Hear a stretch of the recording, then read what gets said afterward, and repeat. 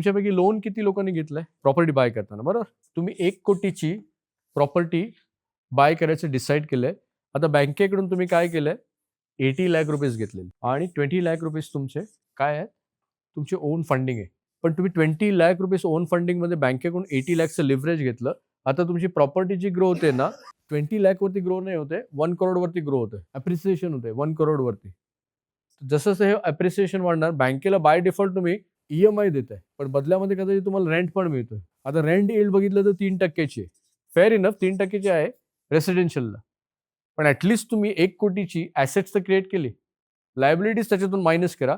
पण 1 कोटीमधून जर तुम्हाला क्लॅरिटी जास्त असेल, रेंट तुम्ही अर्न करताय.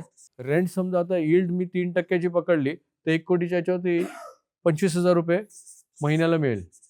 त्यातले 5,000 मेंटेनन्समध्ये गेले, 20,000 रुपये तुम्ही लिक्विड फंडमध्ये इन्व्हेस्ट केले, त्यांनी 7% रिटर्न दिलं, तर यील्ड किती झाली? 10% झाली.